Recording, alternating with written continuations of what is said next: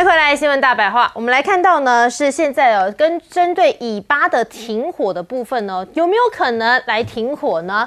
好，现在中阿呢就发布了一个联合的声明哦，他们就强调说，谴责以色列也应该要赶快停战哦，这个两国方案呢才是唯一的出路，而且同时呢也谴责说有关于以色列方面侵犯和轰炸难民营的行为。好，我们看到呢，在这个双方啊，就认为说呢，联合国的安理会和联合国大会有关的决议应该要得到全面的有效落实，也要来推动加沙地区尽快的停火止战，巴勒斯坦的问题可以得到解决。那外媒当然很关注啊，就是现在中阿的合作是不是真的有助于实现中东和平和稳定呢？好，外媒就提到说，阿拉伯国家将中国大陆视为有助于实现和平稳定，中东地区和平稳定的一个力量哦，而且呢，这个团结的立场也有助于结束加沙地区的冲突。为什么呢？因为分析认为到，中国大陆是阿拉伯国家一个非常重要的经济和政治上的伙伴，那么在中东地区的影响力呢，也日趋的增加，这也巩固了南合作。因此呢，阿拉伯国家是有兴趣和中国大陆协商相关于这个地区安全问题的共同解决方案哦。好，那现在美国是不是也希望说可以夺回这个老大哥这样的权利呢？这个地位呢？德语媒体就提到说，习近平有所谓的中东和平计划哦。好，那目的是什么呢？就是以美国抗衡者和替代力量的形象来出现在中东。那专家也提到说，中国是有可能达到这个目标，尤其是在经历了阿富汗和伊拉克的失败之后，其实美国在中东的名誉已经是被大打折扣了。那现在拜登呢，就赶快他又来发表谈话了，他要抢回他主导的地位他就说呢，这个在白宫提到就结束冲突提出了3阶段的路线图，而且呢还敦促说哈马斯你要接受以色列所提出的停火协议，更直接的就提到说你该结束这场战争了。好，3阶段是什么呢？第1阶段是先停火，第2阶段交换人质，那以色列就会撤军了，这就永久会的停火。第3阶段呢，则是展开重建的计划。拜登说，只要达成停火，那我们的人道物资就可以有效、安全的送到这些有需要的人手上。哈马斯说，好啦，我们会积极考虑。可是以色列买单吗？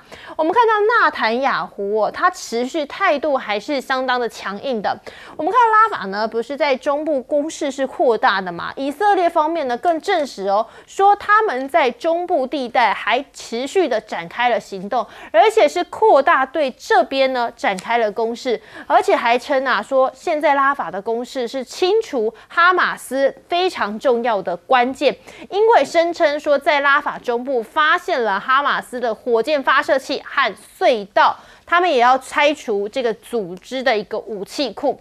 可是以色列呢，现在还是这么强硬的状况之下，甚至呢说我们坚持不用停战来交换人质这让很多家属当然是非常的悲痛，就认为说，其实现在纳坦雅胡根本就是把政治利益摆在人民摆在国家事务之前。他就提到说，纳坦雅胡说已授权谈判的团队提出协议，但是他强调说，摧毁哈马斯的统治和发动战争能力，以及所有的以色列人质可以回来之前呢，这个加沙的战争呢是不会结束的。那你这样一讲，当然就没有这个转圜的余地嘛。所以很多人质家属他们现在是非常的不能够接受的。而在加沙地区呢，还有一名母亲她甚至是崩溃痛哭。我们先带你一起来看。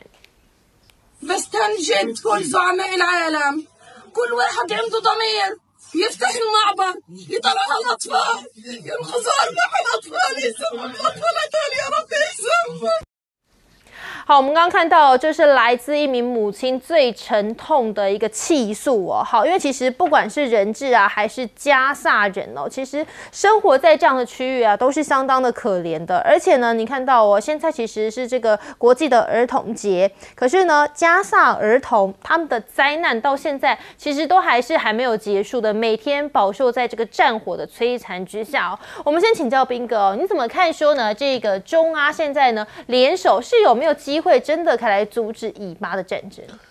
中国大陆这几年跟阿拉伯国家之间的这个关系真的是快速就是结合、快速增进，所以他之前能够促成沙烏地阿拉伯跟伊朗的和解，那他现在这些阿拉伯国家也希望借由中国大陆的力量，是不是能够阻止这个加沙的战火？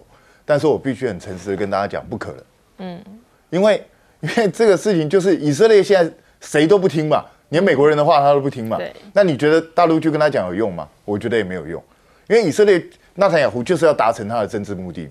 所以在这种状况下，中国大陆即使跟阿拉伯这些国家一起提出了呼吁，要求大家履行联合国的这些那个决议，但是没有用啊，因为以色列甩都不甩联合国，他都已经把联合国的组织视为恐怖组织，你觉得他会理联合国吗？所以我觉得在现在这种状况下，其实唯一能够去真的遏制以色列只有一个国家，叫做美国了，因为美国是可以有这个能力去做这件事，但是美国不愿意做，美国实际上反过来被以色列耍着玩啊。然后拜登你现在提出来这个什么3阶段停火，这一看就知道是骗人的嘛。因为很简单嘛，如果哈马斯真的傻傻的乖乖交出人质之后，以色列就放心的用力打，一定是这样。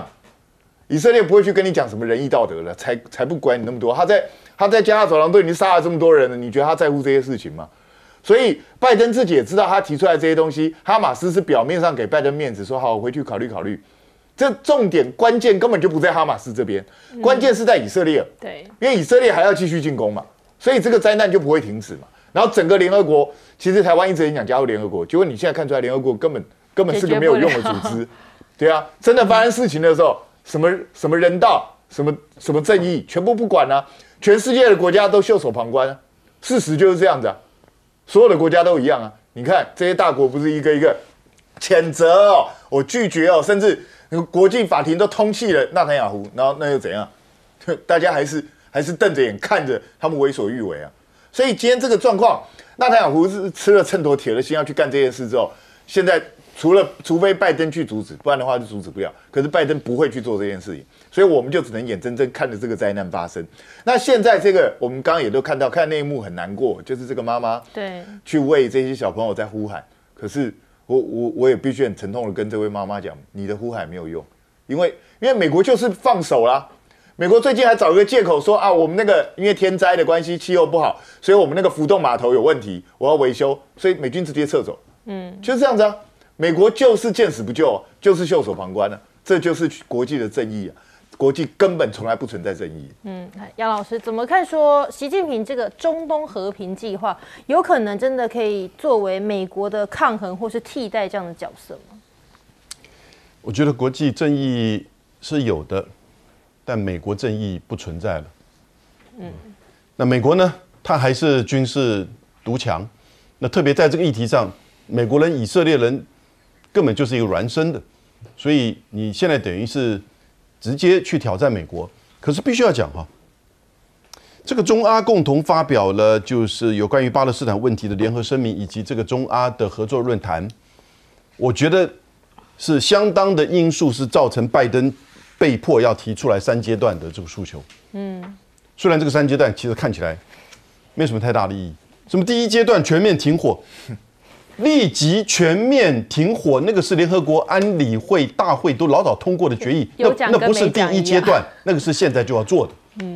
那然后呢，交换剩余人质我觉得这个其实大家都要找台阶下，但是他说已将撤军，以国的军队离开。从战争的第1天，内塔尼亚胡他的内阁，以色列的保守派根本就是要完全占领加沙。都很清楚，也就是让加沙变成另外一个约旦河西岸，完全由以色列的军队、警察、行政来掌控，以防下一次再出现哈马斯的恐怖攻击，这是他内部的逻辑，很清楚。内塔尼亚胡也为他的政治生命要去把这个东西做到好。那就算他下来，新上来的保守派政府也不会完全撤出，就是加沙。所以拜登讲的第2阶段根本是一个笑话。第3阶段展开加沙重建计划，是不是？那谁来重建？以色列来重建，还是你美国来重建，还是哈马斯来重建？这个完全其实没有什么太大。我觉得很简单，你就承认巴勒斯坦，然后呢，你就协助他建国。你从这样一个角度，你才做得到这个3阶段。那中国就提出很清楚了，承认巴勒斯坦。这个连法国、连日本，在很多投票里面都是投赞成票的。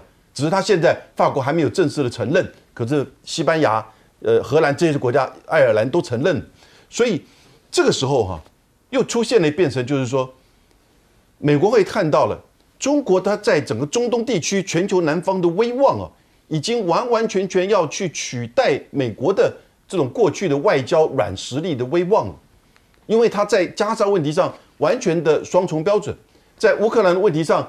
自己又不派兵，又造成这个战争，造成整个欧洲安全的这个动荡，所以呢，现在你看到的就是说，这些阿拉伯联盟的国家到这个大陆来，形成这样的共识，西方媒体都有报道CNN、彭博都有大幅的报道哟，只有《纽约时报》、《华盛顿邮报》我查了一下，稍微给拜登一点面子，但西方媒体都把它做一个大的议题报道，这个时候加沙问题某种程度又变成一个中美竞争的场域了，美国人这个时候才比较在意一点。来，店长怎么看？拜登所讲的3阶段路线图那第1阶段是长达6周的一个全面停火，其实还有另外一个更重要的弹书在后面，也就是以色列撤出加沙那个人烟稠密的地方那问题是。以色列愿意做吗？以色列是不做的为什么？纳坦雅胡办公室已经表达了，他授权那个谈判人员要求释放人质，但是呢，在所有人质释放之前，以及最重要的消灭哈马斯的目标之前，加沙的战争都不会结束。可是加沙的战争会结束吗？不会结束。为什么？因为我们刚刚看到那个。哭泣的妈妈，还有那个身上满是伤痕，甚至我们如果还看其他的外媒的话，有那种还在襁褓中的小孩，就已经夭折的这些状况，他告诉我们什么？他告诉我们，其实现在的加沙就是哈马斯的温床，这一些小孩长大了，成人了。他想到妈妈的哭泣，想到他的兄弟姐妹，甚至他那个同伴的遭遇，他不成为哈马斯吗？他一定成为哈马斯。而且现在以色列给加沙地区的这些待遇，也就是你外面可以补给进去吗？你不行。那他们里面的房子可以重建吗？现在之前也都不行。那你觉得他不变成哈马斯，难道他要变成以色列人吗？你以色列愿意接受吗？当然，在约旦海河西岸的，你也是不接受。那如果说我们讲到说有关于这个浮动码头的部分这告诉我们另外一件事什么叫做另外一件事？这个从3月中，美国开始开始计划，开始要做这个码头，在什么时候完成？在5月17号完成。完成后不到10天，立刻报销。为什么？其实最重要的，也就是我们这边看到的这2艘小艇，它没有办法顶住这个海流，从北而南的海流。当它顶不住海流的时候，这一个浮动码头立刻就瓦解了嘛。这告诉我们最重要的是什么事？美国都说它一定会到，但是它到的时候来不来得及是个问题，而且。他因为缺乏对于这个地区的一个水文调查，只是做一个表象而已啦。对，所以这个恐怕要停火，真的短期内非常的困难。休息一下，马上回来。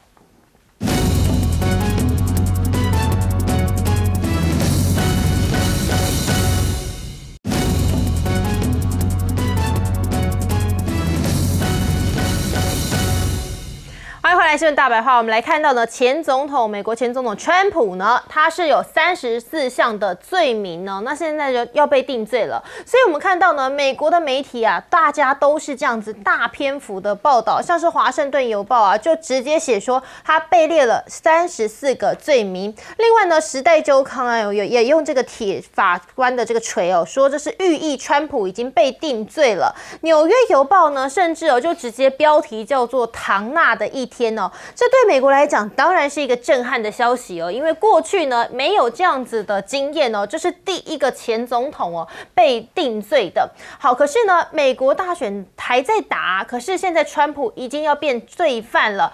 5月29号，也就是在整个审判的前一天呢，川普他有最新的谈话，先带你来听。As you know, very conflicted and corrupt because of the confliction, very, very corrupt. Mother Teresa could not beat these charges. These charges are rigged. The whole thing is rigged in the middle of a presidential election. It was all done by Joe Biden. This judge contributed to Joe Biden, and far worse than that, but I'm not allowed to talk about it because I have a gag order. Talked about in the history books. What's happening here is weaponization at a level that nobody's seen before, ever. 川普似乎已经先预言了自己接下来的遭遇哦，那么马上呢，在他被定罪之后，也召开了第一场记者会。他当然是完全不能接受，他说这场审判就是一场骗局。那不只是他本人哦，我们看到呢，其实小甘乃迪哦，他同时也批评民主党，他说民主党现在难道策略是要透过法庭，而不是用选票来击败川普吗？那他预言这样子在11月份的大选会适得其反。好，现在大家把矛头都指向的是要寻求连任的现任总统拜登。那拜登怎么说呢？我们先带你来看。American principle that no one is above the law was reaffirmed. Donald Trump was given every opportunity to defend himself. Now he'll be given the opportunity, as he should, to appeal that decision just like everyone else has that opportunity. That's how the American system of justice works. And it's reckless. It's dangerous. It's irresponsible. Mr. President, can you tell us, sir, Donald Trump refers to himself as a political prisoner and blames you directly. What's your response to that, sir? Do you think the conviction will have an impact on the campaign?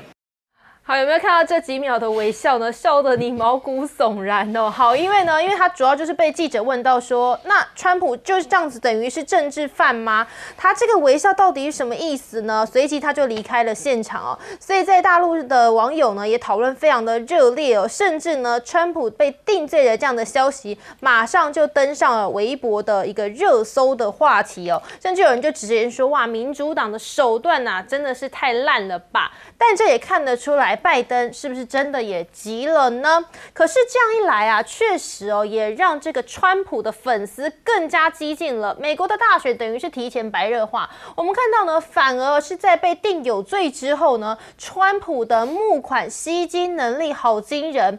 单日的小额捐款金额已经翻了历史记录的1倍哦，而且呢，这个募款网站啊是迅速的完全就宕机了，科技团队花了1个多小时才让它恢复运作，这样的情况也让川普相当的沾沾自喜。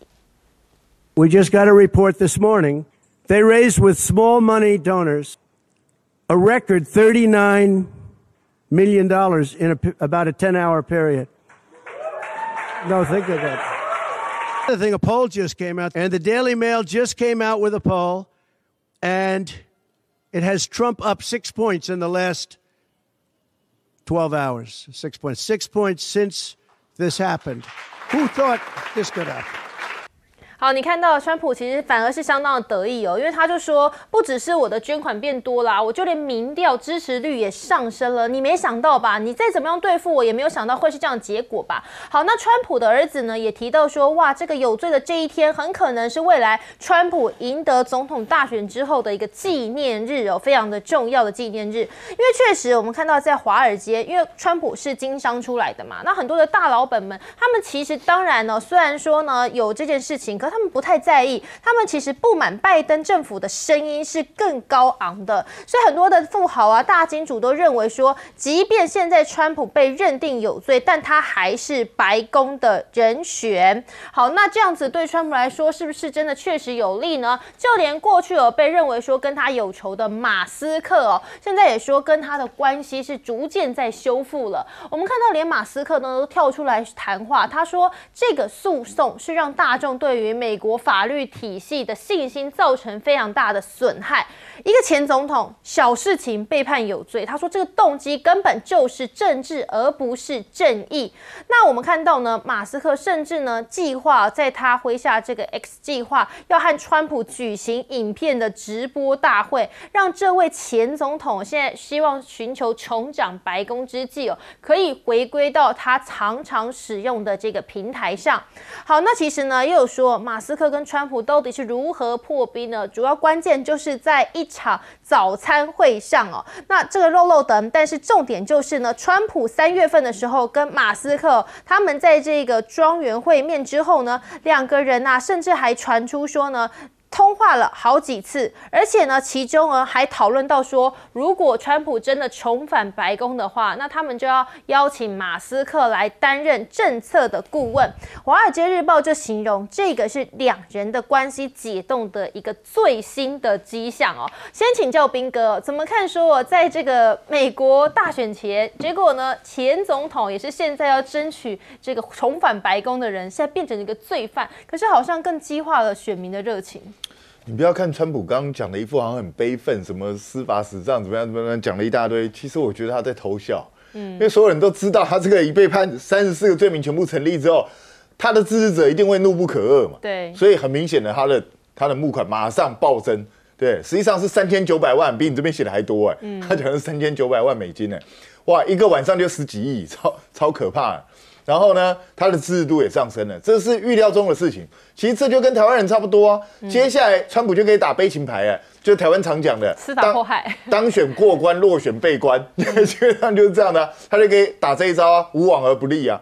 所以我觉得拜登大概傻傻的以为说这样子美国人可能会因为这样子就不支持拜登，因为不支持川普，因为他有罪。不是的，对川普的支持者来讲，你在逼我出来投票。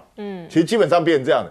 可能有一些过去支持川普的人，他们想说算了，无所谓，川普已经当过一次了，这次不一定要出来投。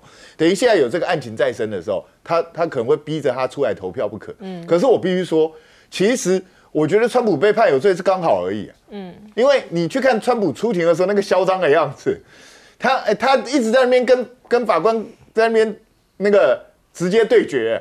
然后甚至检察官叫他出来不能乱讲话，就拼命出来讲话，就一直在乱扯。所以我觉得他被判有罪是很合理的他不被判有罪，我觉得才比较奇怪。可是问题是那根本不重要，因为对川普的支持者来讲，现在就是他们的偶像遭受侮辱了，而且现在这种阴谋论全部都出来了。马斯克最喜欢搞阴谋论的人了，所以他也会马上跟你讲说，你看这个是可耻的一天这个就是那个拜登故意利用这种司法在迫害川普实际上台湾会这样弄，美国也会这样弄，大家都一样的所以我觉得接下来川普大概就会利用这种形式，就不断的扩大自己的声势。反而是拜登，你看他离开的时候那个笑法，我真的觉得有点诡异这个超诡异的，他到底在笑什么？对很奇怪。然后他也不回来正面回答问题，就这样笑。我个人必须说，经过这一场司法审判之后，我认为川普的当选的可能性是增高非常非常多。因为其实他虽然说被定罪，可是外界也分析说，真的要被抓进去关的机会是不高啦。来，梁老师。不会，他不会被抓进去关了，这也不过最多就是4年，而且会有缓刑。不过是没有错了，美国的现任总统跟这个就是退休的总统被判有罪的判刑刑事案件，其实他是第一个。对。那我们会从一般的对美国政治的那种好像神圣化、道德化的认知你觉得这个有点跨越红线，不可接受。可是呢，这个已经不是美国政治现在的样貌。那从2017年川普上任之来你看到这个拜登现在也都是一样，完全的走向民粹化、两极化金权化大概都是这样子。那川普的这个案子我真的是小问题，他是不是有罪？他可能有罪他就是找了他的律师去给那个女性封口费，然后呢，把这个14万的封口费用法律费的项目来分次的还给他的律师。这里面有一点伪造文书，但是呢，这也不就是通常的商业操作行为吗？事实上是如此，对不对？然后34个，重点来了，34个判决有罪，这是司法追杀。这个问题上啊，我真的是跟马斯克观点一模一样。从头到尾，你只要看看《纽约时报》《华盛顿邮报》的这些报道，你就觉得有那么严重吗？这简直就是司法追杀，是没有错。所以呢，他在这个被判决星期四的下午6点钟开始在这个小额募款。那我们这边写3500万，他自己讲3900万，24个小时，他讲完话之后的大概在几个小时，5300万，然后把他关起来，直接一整天24个小时小额募款，小额募款就100块200块了，美金，5300万。然后我看一下31号，就他判决出来，隔了24小时之后所做的这个调查，他讲说这个涨了6%哈，没有那么高了，还是维持一样，跟过去这1个礼拜2个礼拜没有差别，也就喜欢他，讨厌他还是讨厌他。美国已经这个政治两极化非常严重，那可是问题是，他接下来只会有这些司法的追杀的问题，反而会得到更多的支持。而拜登呢？拜登有什么？俄乌战争、加沙问题，对不对？经济、通膨、移民，太多了。而且万一他不小心又回眸一笑，那万一又冻住了，那他的身体健康问题又马上浮现。好一阵子他都还算表现正常，对不对？那接下来这几个月，你说长也不长喽。哦，赌盘都已经开了，你赌谁呢？川普还是拜登？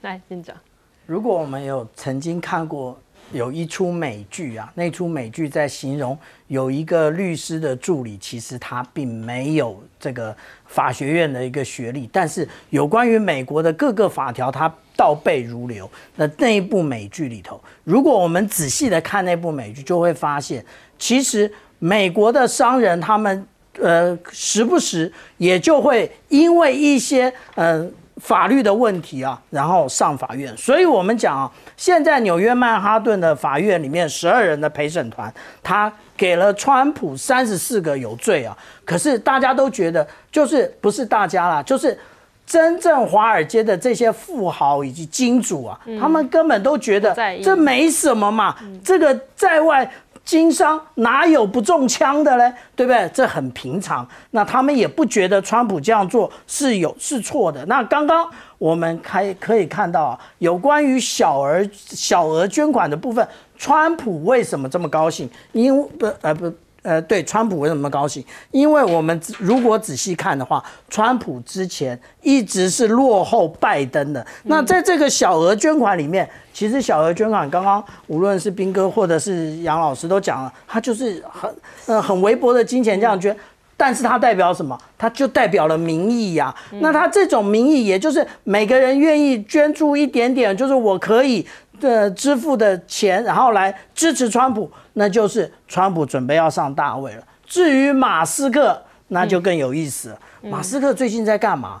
马斯克其实最近跟美国政府最有关联的，除了星链之外，就是星盾。星盾其实也就是利用星链的现有架构，然后呢，提供机密的传输，另外还会提供新的低轨道载台。那也就是什么？也就是有关于太空军的部分嘛。马斯克之所以这样做，他终于想清楚了，我要管理好我的环境。什么环境？政治环境。他押宝吗？对，他正在押宝。他现在押宝这个川普。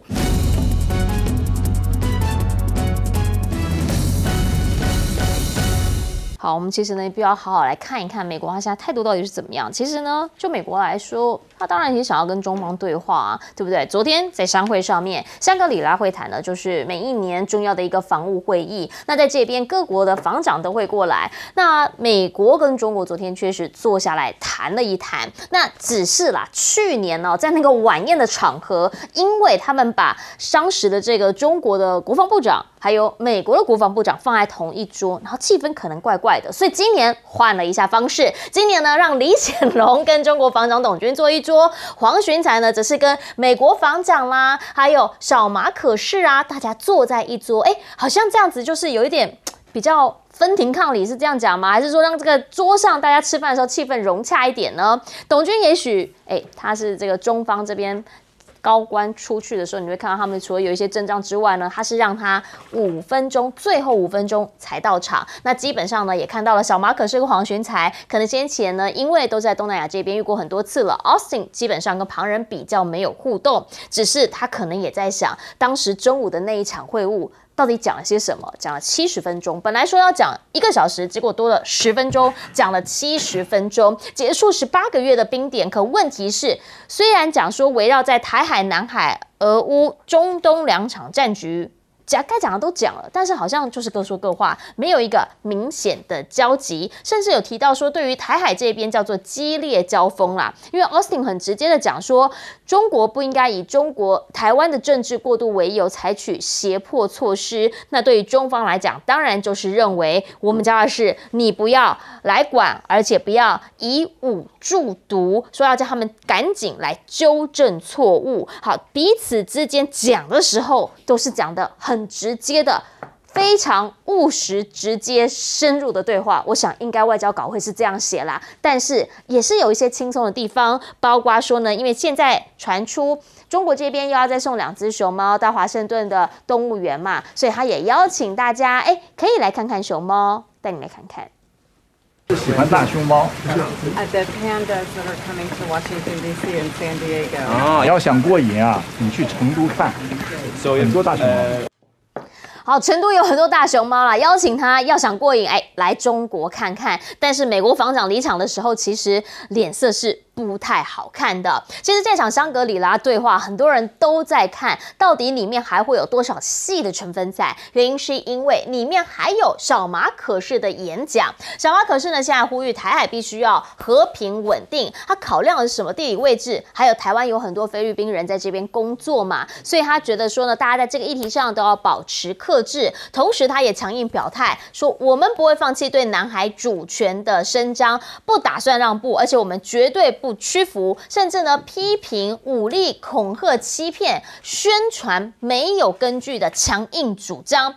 这些话通通是在董军面前讲的，因为董军就坐在台下，所以等于是董军听着他说。那当然呢，大家也会问中国这边的看法。那这个呢是大陆的前军科院副院长何雷就直接讲了，说我们当然就是希望保持和平稳定啦。那基本上争端谁挑起的，他觉得大家国际社会都在看。其实呢，在现在包括了英、澳、牛马新，也就是呢，在西方这边，然后还有这个马来西亚、新加坡，还要举办的一个5国防卫协定会议，今年传出规模可能会更大。而对此呢，澳洲这边他们的国防部长呢，其实就有特别讲了，说他们要提供 F-35来联合一起，大家聊一聊、谈一谈，有可能会怎么样来作战，要好好的协调一下。演习就是为了协调嘛。那如果是这样的话，针对的又是针对谁呢？那是为了什么要来演习？真的完全都没有针对意味吗？其实，在这场这个香格里拉相会里面，泽伦斯基现在也来了，原因是因为呢，他有感受到这里面有很多南方国家，近期呢对他们来讲好像不是那么样的友善，所以希望能够好好来聊一聊，大家能不能跟俄罗斯划清一点界限，不要跟他们靠得这么样的近呢？因为他也希望啦，中方、美方、拜登啊、习近平都能够来参加瑞士的这一场和平峰会。可是中国外交部现在已经证实他们不参加了，原因是因为跟他们要求有明显的差距。而对此呢，其实也已经登上了热搜，大家都在讲这么样一件事情。只是现在拜登传出说，他也同意让乌克兰可以拿美国的武器打到俄罗斯的本土，所以普京已经直接的讲了，北约小国，非常精确，叫北约小国小心一点，他们最好知道自己在计划些什么。感觉三小国现在应该又在更担心一些了。回过头想要请教一下亮哥，您怎么样来看一场相会啦？其实里面因为太多场边谈啊，或者是在场上有这个主题的演讲等等，因为来的人太过于敏感，所以大家都会看看他的包括怎么做啦、握手啦、两个人谈多久啦，都会是话题。请教亮哥。我觉得这个应该是各说各话了，他可能讲话讲得很直接啦，所以情绪不好啊。可是我觉得大陆大概已经有一个认知了，就是赖清德的就职演说是美国准许的，放手。所以基本上两岸目前这样的一个对峙的状况，美国不太会介入来做对赖清德做施压啦。有的话也只有像麦考尔这样。就是来跟你讲说还是有红线，那你要注意不要再上升，大概是这样。可是已经发生了，他不会像1999年李登辉搞两国论，美国这样介入叫你吞回去。我觉得美国没有意思要做这件事。那这个中国大陆当然会理解为美国主动打台湾牌了。就说赖清德已经把话讲到这个程度上了。是，那美国并没有要他收回去这样的意思，那这样就是亮牌了啦。那亮牌就变成是，可是还是不要发展到作战的程度嘛。当然，所以麦考尔来就说主要是要避战嘛，说不要再升温啊。那避战在军人的角度，那当然就是一定是吵得非常激烈啊。他不能讲，不能退缩啊。对，所以他只能够用对峙来说，我看还是不要战。看起来双方都有意要战啊，因为你要达成那个效果嘛，那可是中国大陆不可能对美国这样的一个明确的表态示弱了，所以他一定会把他的力量展现在各处了，比如说昨天就传一个消息，坦白讲这个消息我听的是也是有点意外了，就是说金门竟然看到了2艘登陆艇。这个我真的是有点意外。我本来想说应该都是海警船那怎么会出现军方的登陆艇？就是你可能会看到各种亮剑的招数啦。对，因为他要表示他的愤怒他就是觉得美国跟台湾现在有点，我是觉得他对赖清德的就职演说是有点意外了。事实上，我觉得台湾也有不少人感到意外那你们都联合来骗我那现在他就要展现力量要逼你吞回去嘛那赖清德个性也很固执嘛，你也知道所以今年一直到这个拜登选举，恐怕两岸是相当不乐观只会往上紧张，他在不同领域升级啦也许也会转到外交领域等等是。那可是拜登在选举嘛，那他也需要这样的一个张力存在那当然倒霉的就是台湾的民众那俄乌战争我觉得中国大陆退出瑞士的那个和平会议是合理的啦。你当事人只邀请一方，那要谈什么所以现在也有一些力量希望中国大陆能够邀请双方来谈可是我坦白讲那美国不进场也不行所以这很麻烦就是你要俄乌坐下来谈没有用。那泽伦斯基敢同意什么吗？所以美国恐怕还是要进场吧。所以我认为到拜登选举之前很难乐观很难乐观。那我们想要请教一下税将军，您怎么样来看？如果昨天看到他们两边已经坐下来谈，虽然说离开的时候脸真的据说不是脸色很好看，但也谈了70分钟，您怎么看呢？70分钟，一人一半，也只有38分钟。38分钟再跟翻译再分掉一半，你只有16分钟。16分钟里面，大家坚持底线的又占了多少？各宣示底牌嘛。军人谈话不会去改变政治态势，对，也不会发表什么奇怪，他只有说我不认怂，你要怎么样我就跟你怎么样。所以你讲台湾问题，我就讲你这个美国的问题，对不对？互相截短嘛，怎么会有共识呢？开了半天的会，唯一的共识就是热线电话可能会建起来。热线电话为什么建起来？大家都怕擦枪走火，擦枪走火就会引起战争的扩大，这个可能是唯一的收获。所以奥斯汀脸色怎么会好看呢？第二个，这个美国爸爸在的时候，小马可是讲话就比较硬了，就在那里挑了啊，有谁在闹事？那中国大陆讲谁开始闹的？我跟你打什么嘴巴仗啊？比实力就好了嘛。我随便来一个052D，我就把你整个菲律宾海军都干掉了嘛。所以这个问题就是说，开会啊，很多只是政治人物、政客在那里表态，所以出来的结论都是很有创建的一个会议，非常什么什么的，那都是外交化了，跟没有实质的意义。俄乌战争，中国当然不会出面。我出来调停，调成不果，我的威望大减。我非要等到有一方打得力不从心了，已经无从了，这个时候我来调停，双方给个下台阶，我才有成功的公算。我调停成功，我在国际的威望就不得了了。是，所以这个问题，你美国不能主持，但我可以主持，因为他并没有跟美国完全的翻脸嘛，跟乌克兰也有点交情嘛，所以这个时候这 timing 不对。中国绝对不会出席的。你美国没有首肯，伦策斯基没有完全认输，俄国说我现在战果已经达成，俄国是有意思哦，因为哈尔科夫拿下来，他的战略目标就达成了嘛，战略纵深有了，乌克兰的精华地区有了，工业区在我手上了，对不对？那俄罗斯已经讲我可以达到我的目的嘛，对不对？那伦策斯基的要求你要全部退出，那怎么可能呢？所以这个东西还有的看谁耗不下去。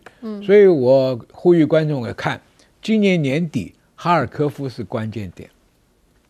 哈尔科夫拿到以后，俄国说我北边战略纵深够了，我可以跟你谈，那至少有一边愿意谈。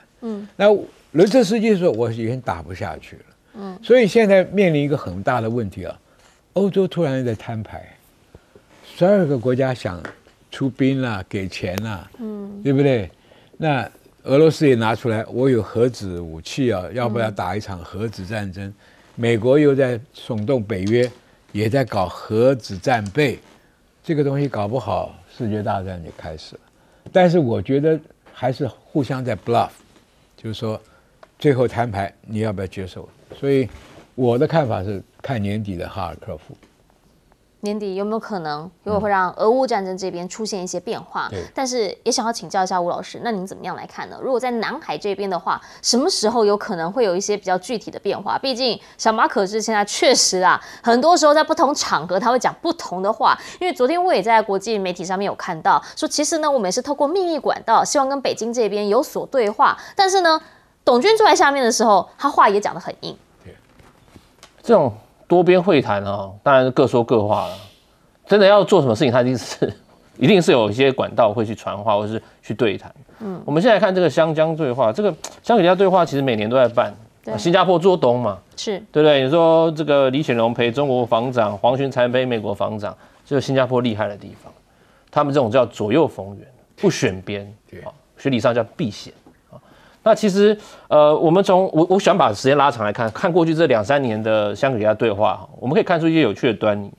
2022年是魏凤和跟奥斯汀是他们的在场上的对话，虽然魏凤和对台湾问题还是强硬的，但是展现的还是相对和缓，好，没那么剑拔弩张。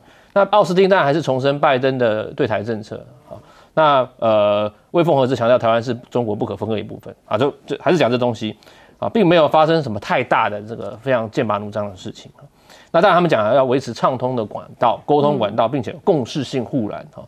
那当然就讲了对方两边的红线都画出来，我想这也是香格里拉对话最主要想要做的，由新加坡做东，让美中2大强权就台海问题、南海问题有我们讲的基本的红线，还有一个应变措施。我想这是我们在讲说多边机制一个非常重要的一个功能哈。那到了去年哈，这个2023年哈，这个美中防长也很有趣啊，不见面，对，奥斯汀见不到李尚福。那当然有关于这个李尚福的制裁案没有通过，没有取消，他们当然就不见面了。但是那时候比较有趣的看点是，其实中国跟新加坡在去年还举行了军事演习，对，好，在中新合作2023军事演习，两边完成10几个合作项目啊，中国还有什么赤壁号啊，好几个船舰，将军他们可能都比较熟哈。中国的海军官兵还参观了新加坡的军事博物馆，两边还有这种军事交流哦。哎，那怎么感觉新加坡跟中国合作很多？那西方的这些列强会不会觉得，哎，你们新加坡是怎么样？其实他们也知道，新加坡就是两面都需要交好，所以他们这个不断的想要办这种所谓双方管道，借由新加坡来这边，不要在东南亚生事。其实新加坡他们最大的一个看点就是，你们这些强权啊，你要展现权力可以。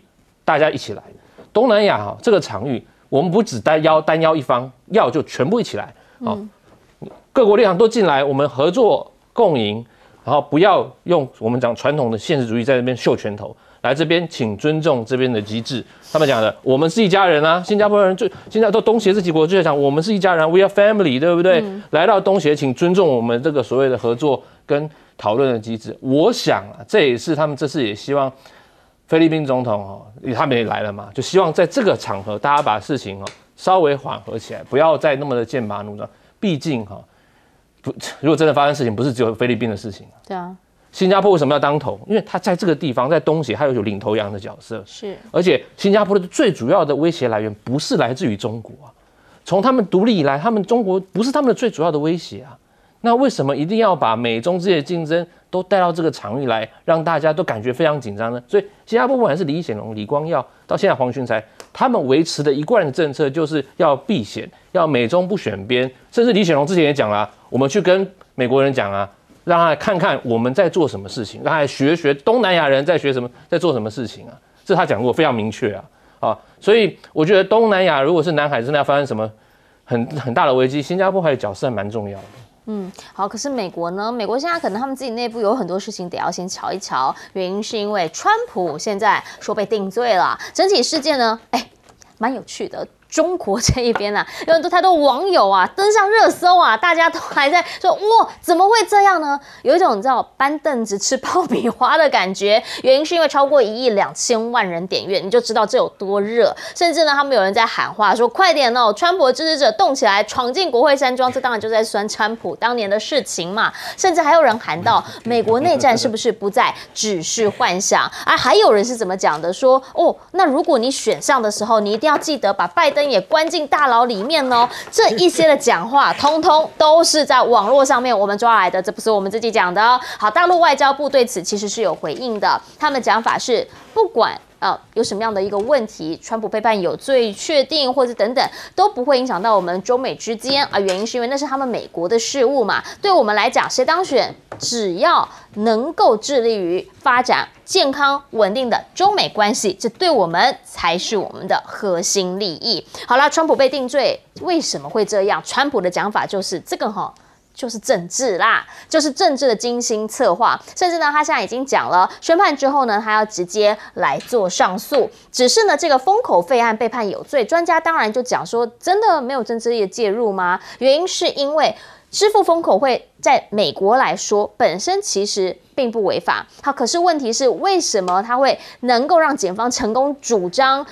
的原因就是因为他们认为，他们主张了这件事情会影响到选举结果。那影响到选举结果，你所违反的就会是选举法了，这是一个潜在的犯罪行为。那这一些呢，现在他被定罪确定了，拜登人家就讲说，哇，那你之后选举比较好选了。拜登的讲法是，不这样讲哦。川普讲说这一切都是政治。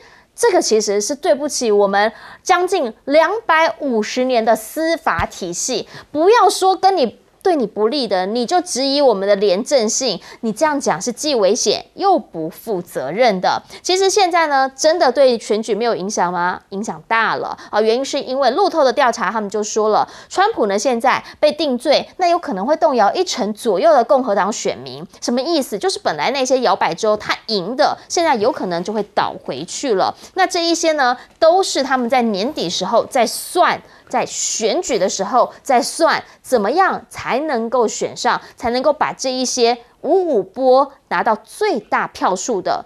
这个就是现在他们说的一个决定性因素。好，决定性因素还有什么？年底选举，当然啦，除了俄乌战之外，以色列跟哈马斯就是加沙走廊这里的问题也很严重。然后呢，也门这里青年运动的问题也很严重。原因是因为青年运动旗下媒体说呢，英美竟然来空袭我们，造成了我们至少有16人死亡。对于这么一件事情呢，当然英美这边的讲法就是说，不是啊，那你一直攻击我们的船只啊。那对此，也门青年运动组织他们一直以来呢都是最近越打越准了啦。他们的讲法是说，他们攻击到美军的艾森豪航舰，可是美军五角大厦这边的回击是讲说，我们并没有任何的迹象显示我们的船舰有遭受到攻击，有一个各讲各话的状态。他们觉得这一切都是消息不实的。好，可是问题是呢，到现在对于拜登他所提出的3阶段以哈协议方案，希望能够结束战争，包括说呢6个星期完全停火。第2阶段呢，就是两边就把所有剩余的人质都交出来。第3阶段呢，就是直接进行到加沙重建等等的计划。哈马斯这边可能他们现在也真的有在思考，不要再打下去了，疲了，所以他们是积极的考虑。可是以色列呢？以色列现在并没有一个比较明确的说法，毕竟他们在内部的部分其实还是两派，因为在纳塔尼亚胡他就坚持要打下去，不然对于他的政治生命来讲可能会有影响。对于他的反对派，也就是以色列现在的防长，他们的政党呢是已经要求要解散国会，同时他也要退出暂时内阁。他甘兹希望能够给纳塔尼亚胡政治上面的压力。在这一波他们内部的一些分动，有没有可能会造成以哈战争走向的变化？有没有可能能够造成所谓的协议方案能够提早达成，让这场战事赶紧恢复平静？这其实呢会是国际社会蛮想知道未来的走向。想要请教亮哥了，好，因为这一些呢其实也跟美国内部的政治有关啦。那现在川普被定罪，结果呢在中国对岸有超过1亿2千万人点阅，非常关注。中国大陆关注是合理的啦。川普如果真的当选，真的是有影响嘛？川普他是一审有罪，那具体的刑期还不确定啊。那应该在下礼拜就会知道哦。那我刚刚看到这个《纽约时报》，他说华尔街的金主大量涌入来挺川普啊，正反两面，一天就募到3480万美元，哇！一天，啊，可是呢，这个是比较高阶的支持者啦。那共和党有2/3的选民认为这个是政治迫害，你不觉得好像越来越像台湾的政治吗？我真的没想到美国政治会搞到这一天呐！就是2个政党，然后有一方政党是一面倒认为你是搞政治迫害。可是民主党发现这是有用的，因为这个事实上只是他的这个刑事罪里面的第一案。对啊，那后面大概还有3个案。那这个案如果有罪，那真是空前呐！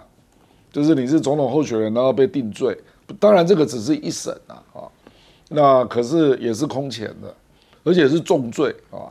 那34项指控加一加，最多判4年。所以当然共和党很有意见啦，而且我坦白讲啦，就那个 Stormy Daniel 啊，他就是封口费嘛，封口费是没有罪的。那重点是他们把它导向说封口费影响了选举结果。那这个就有罪了。是哦，因为你影响选举结果啊。那我不知道川普怎么会栽在这里了啊？那他请的律师大概不太好，这样。他请律师钱都花多少了？拜托，我跟你讲，我看了他那个律师的资料，那个时候他大概募到3亿美元哦，那花在律师费就花了7600万美元。对啊，纽约市长嘛那个，相当可怕，就是美国那种诉讼费用真是可怕啊。不过就是它确实会影响到中间票啦，共和党里面没有那么狂热的。你刚刚不是讲就有10%开始动摇？对啊，那这个真的是致命的哦。这样就会导致选举变成拜登获胜。因为本来这个5-5波哦，还让有些蓝色已经变成红色了，但是在这一波下去，会不会真的就让整个又再翻回来？那个5-5波太可怕了，随时有可能产生变化。我们等等回来继续请专家解析。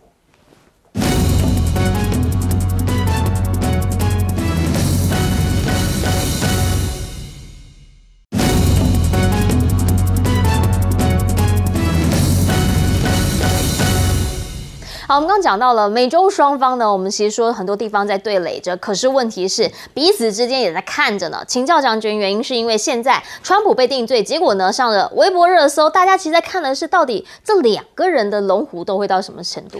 其实最麻烦的是这两个是5-5波嘛，因为麻烦的是这两个是全世界都不欢迎的总统候选人，没有人喜欢拜登，没有人喜欢川普。所以大陆网民出了一个很幽默的这个笑话：你拜登赢了，把川普关进去；川普赢了，你把拜登关进去，因为双方都有案底哈。但是问题在哪里？各有短板。川普呢，他有点那个政客讲话，这个空头支票的成分比较大。如果动了台湾呢，我就炸北京、炸俄罗斯，对不对？好，这种话是一个大国领袖能讲的吗？不管他私底下赚了。第二个，他的官司缠身了，那几十个案件了，34个案件了。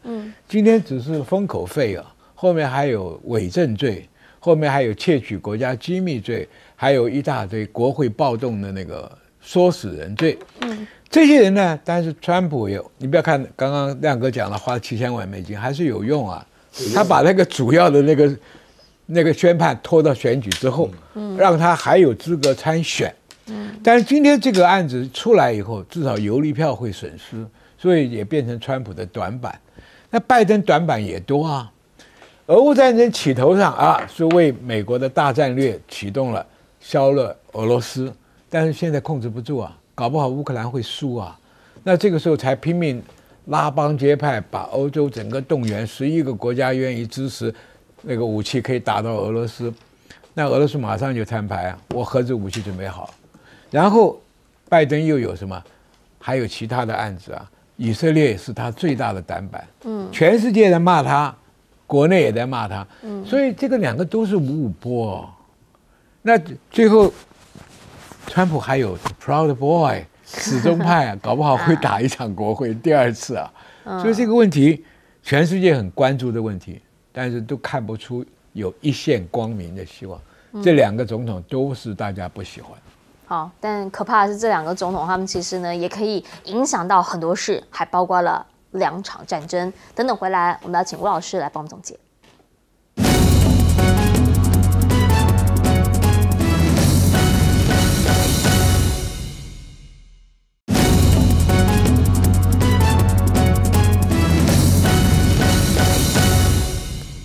节目最后要请吴老师帮我们总结。刚才我们提到这个川普的4大案我就跟各位观众总结这4大案叫做密谋诈骗美国政府，就是这个封口费我等一下要解释为什么叫密谋诈骗美国政府，是密谋妨碍公务程序就是这个冲入这个国会，是密谋妨碍投票权，还有干扰证人，总共4项。那当然密谋妨碍投票权、干扰证人跟 Georgia 那个案子有关系那其实这4案现在第一案这个叫做这个我们讲封口费很简单的封口费，其实它简单是说它这个是伪造文书他是伪造文书，因为他伪造他的所有记录，他欺骗他的这个律师嘛，所以那这个东西呢，总共是34项封口费里面有34个罪名，都在纽约被判有罪